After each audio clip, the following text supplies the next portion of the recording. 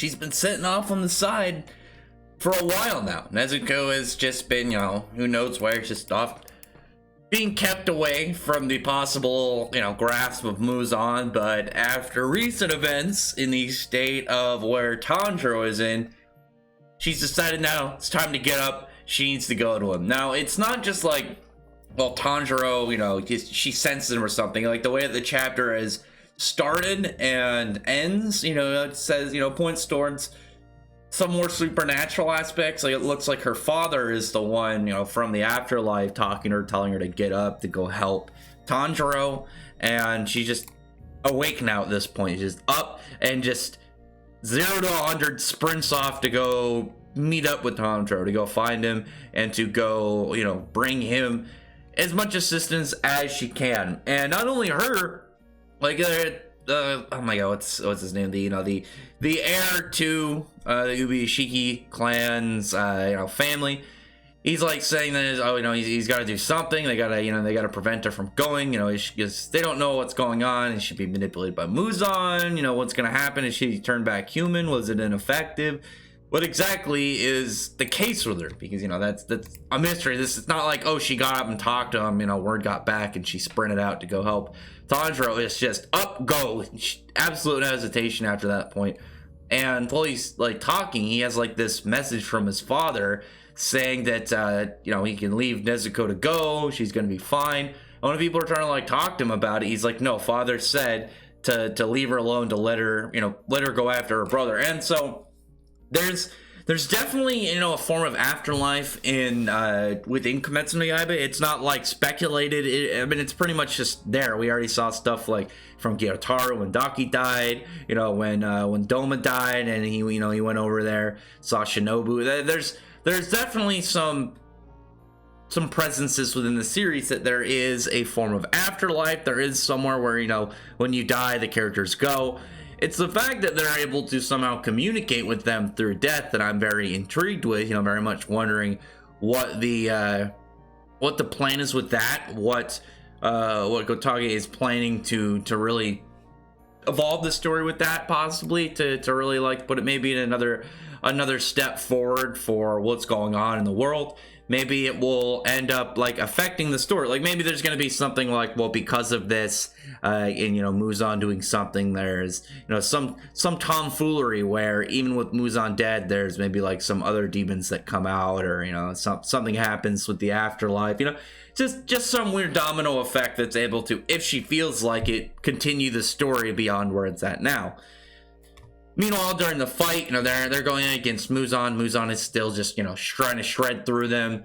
He's running into, for the most part, as a difficulty, just when new characters show up. Like, it looks like he's getting ready to kill Kanroji. Other characters are just, they're running out of breath. They're running out of energy.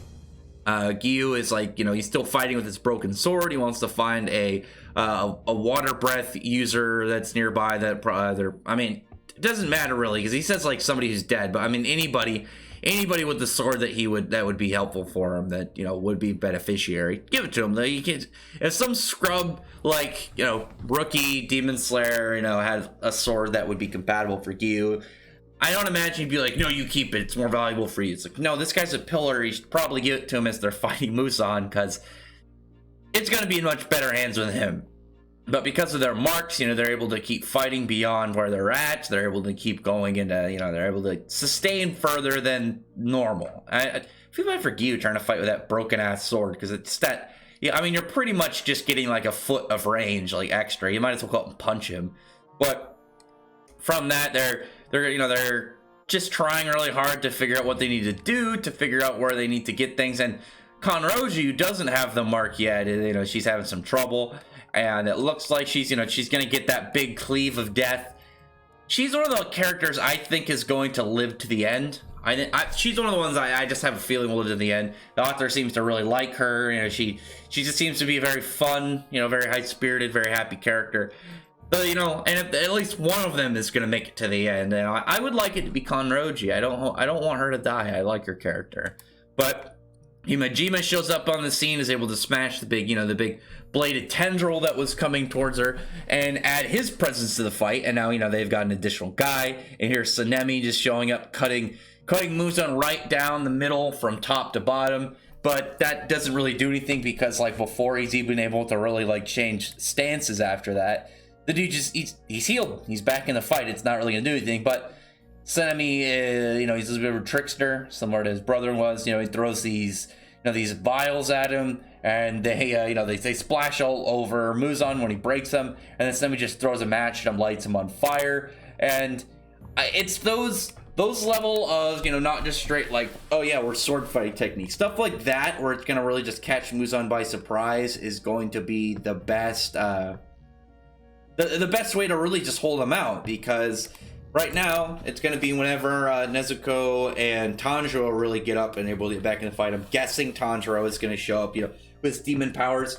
I mean, really, like, you could have some way that maybe Nezuko can fix him, but I think it'd be better just to make them both demons, and you have like this battle where it's two people that were turned demon to be the ones to defeat Muzan.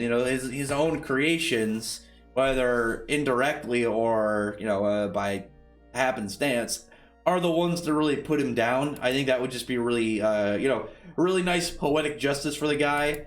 And it would also really tie like nicely to like the story for of Kokoshibo and his brother, because it was turning demon that ended up really tearing their relationship fully apart.